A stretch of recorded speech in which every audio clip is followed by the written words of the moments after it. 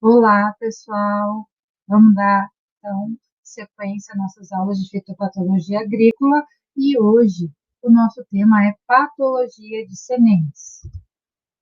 Vamos, então, falar brevemente sobre o histórico da fitopatologia, tá? Da parte da patologia de sementes, para a gente entender como que se percebeu a importância dessa parte da fitopatologia, que é a parte de patologia de sementes, tá? Teve o seu início lá em 1755, quando Tillet conseguiu provar que a semente do trigo que estava transmitindo a doença da cárie do trigo, que é transmitida, que é causada pelo fungo Tilletia caris, tá? Depois, muito tempo na frente, lá em 1927, é, começou a ser reconhecida internacionalmente a patologia de sementes, e no Brasil ganhou-se uma impulsão mesmo a partir de 1977, com a criação do Programa Brasileiro de Patologia de Sementes, tá? Depois veio a Abratz, que ela criou esse comitê de patologia de sementes, que ficou conhecido como Copacem, que eles começaram a editar livros sobre o assunto. Em 2000, já bem mais na frente, né, o MAPA criou um grupo técnico permanente em sanidade de sementes, que tem as siglas GTPSS, tá? E a criação desse grupo proporcionou um grande destaque do Brasil no assunto relacionado à patologia de sementes. Qual que é o objetivo desse grupo, tá? O objetivo deles é propor metas, tá, para o programa de sanidade em relação às pragas quarentenárias, não quarentenárias regulamentáveis, tá? Eles vão estar analisando e emitindo parecer técnico relativo aos estudos técnicos científicos que vão estar justificando ali os níveis de tolerância para cada praga citada, tá? Eles vão estar estudando a produção, comercialização de sementes no território nacional e vão estar propondo esses padrões de tolerância. Eles começaram esses padrões de tolerância principalmente pelas grandes culturas, como trigo, soja, feijão, arroz e algodão, onde tem uma maior produção no território nacional, tá? Aqui eu trouxe para vocês essa tabela para vocês entenderem o que são esses padrões de tolerância, níveis de tolerância. Tem alguns patógenos que eles podem ter alguma porcentagem de inóculo no lote, tá? E tem alguns que tem que ser zero. Se for encontrado 1%, é barrado esse lote, tá? No algodão, as principais doenças aí, ó, fusário, oxístolo, coletótrico, incipe, xantomonas, axonopode, esclerotina, esclerotiorum, zero no lote. Se tiver 1%, esse lote é barrado. Aí, um exemplo de que pode ter uma tolerância, nós temos o arroz aqui, ó, a Peliculariae grisea e a Bipolaris orízea, tá? Pode ter 5% de presença desse patógeno no lote. Então, isso aqui eu trouxe para vocês entenderem o que é esse nível de tolerância, tá? O porquê dessa grande importância sobre a patologia de sementes, porque 90% das culturas que nós utilizamos para nossa alimentação, elas são propagadas através de semente, tá? E as de maior importância são soja, trigo, arroz, milho, feijão, amendoim, sorgo, cevada e beterraba açucareira, tá? Então, pessoal, para a gente obter sucesso na produção, é indispensável o uso de sementes sadias. Sendo assim, a base do sucesso na produção é usar sementes sadias, tá? E para averiguar essa sanidade, nós temos a análise sanitária, que é a análise de sanidade de sementes, tá? Para a gente obter essas sementes sadias, nós temos que levar em consideração alguns parâmetros e dentre eles nós temos os parâmetros físicos, que dizem respeito à integridade das sementes, parâmetros fisiológicos, que são relacionados à germinação e ao vigor, parâmetros genéticos, que são relacionados à genética, e os sanitários, que são relacionados a pragas e doenças presentes nas sementes. E nós estaremos trabalhando com a parte de doenças de micro-organismos, ok?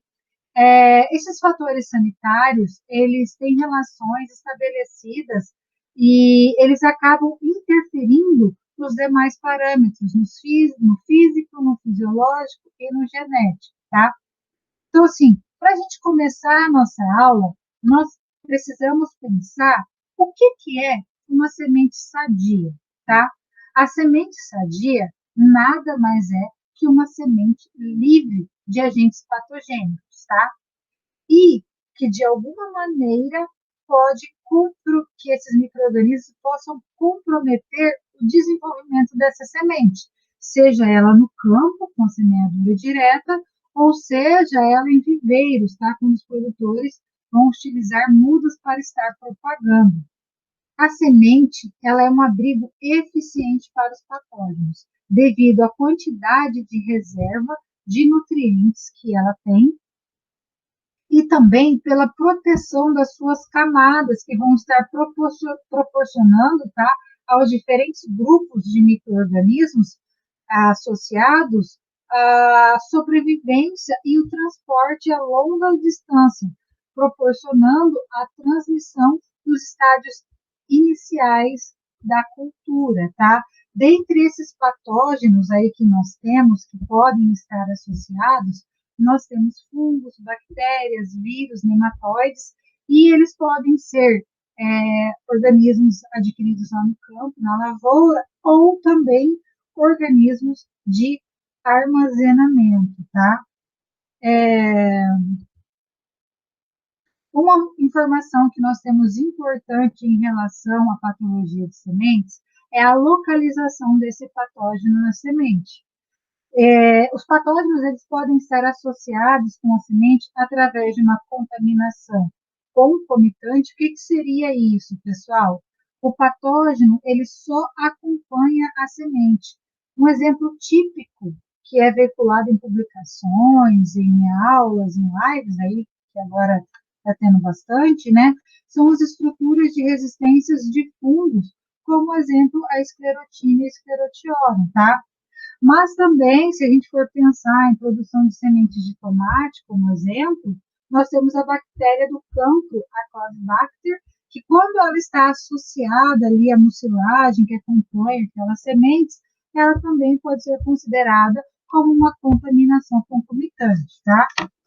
Um outro tipo de localização seria a contaminação onde o patógeno está simplesmente aderido à superfície das sementes. E o terceiro tipo de localização seria a infecção, onde o patógeno está localizado no interior dos tecidos, pessoal. Por que é importante a gente saber esse tipo de informação?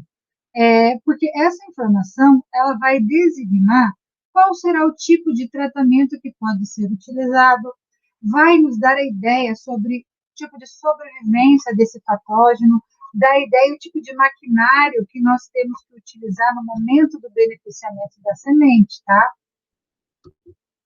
Aqui eu trouxe para vocês o exemplo. O primeiro exemplo ali é a contaminação concomitante, que é o exemplo dos escleróides de esclerotina e esclerotiona. Da contaminação, conídeos de alternária, tá? Aderir à semente de zínia. O terceiro aqui também é contaminação, os oósporos, tá? Na superfície de sementes. O quarto seria a infecção, que daí já são o embrião do trigo com as hifas de estilago petício, tá? Como exemplo disso que eu acabei de falar aqui, eu gostaria de mostrar para vocês o ciclo do mofo branco, com a semente sendo fonte do inóculo primário e também agente de disseminador da doença, quando em contaminação concomitante. Então, nós temos a semente, ela é inoculada junto com os escleródios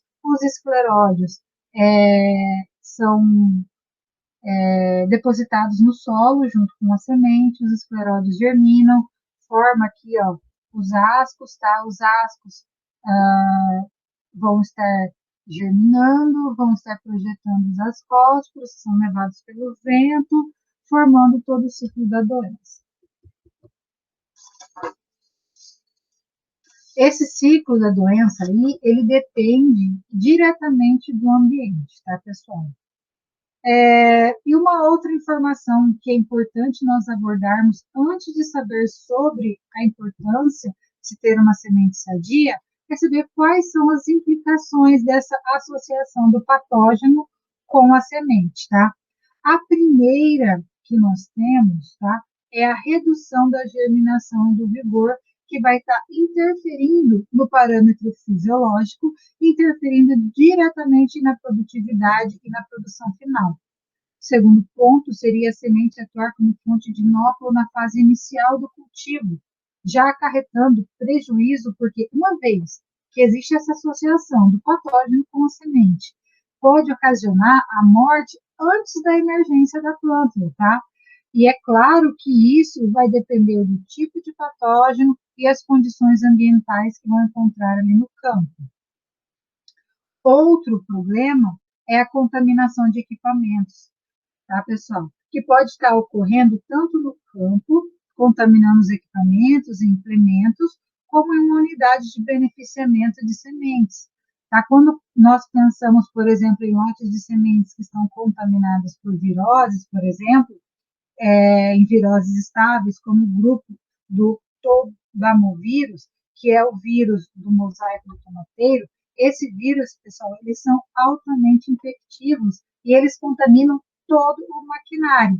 E vai exigir daí uma análise crítica da situação para estar tomando medidas profiláticas necessárias nesse caso. Outra implicação é a introdução de focos em áreas de plantio. Ou seja, pessoal, essa área não tinha problema com aquele patógeno e a semente, como nós já comentamos no caso do mofo branco, ela vai estar introduzindo esse micro-organismo em uma área que muitas vezes era isenta. Dependendo do tipo do patógeno, tá? Que às vezes ele não tem um tratamento, ele não tem um controle eficiente, pode inutilizar essas áreas por alguns períodos aí, chegando até décadas, tá?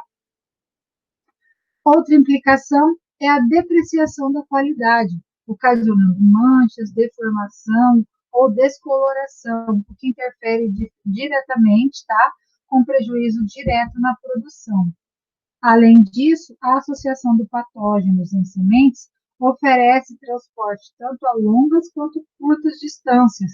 É impossível você estar sabendo aí quanto uma semente vai viajar no território, tá? Outro ponto, para a gente finalizar aqui essa parte de implicações, é a deteriorização da semente durante o armazenamento, sendo um ponto muito importante a ser discutido, porque sempre que nós falamos em associação de patógenos em sementes, nós sempre lembramos sobre as sementes que serão utilizadas ali no campo, tá, para o cultivo, e a gente acaba deixando de lado as sementes que serão armazenadas como grão. Qual é a importância disso? Alguns micro-organismos que se desenvolvem durante o armazenamento podem ser produtores de micotoxinas e podem interferir diretamente na comercialização desses grãos. Bom, agora nós já fizemos uma contextualização, certo? Sobre a implicação, a importância da associação desse patógeno com a semente. Então, agora, nós vamos falar de uma ferramenta que é muito importante, tá? E que vai nos oferecer resultados a fim de identificar os possíveis problemas ou possíveis patógenos que estejam associados com a semente. Essa ferramenta é a análise de sanidade de sementes, pessoal. Qual que é o objetivo de uma análise, tá?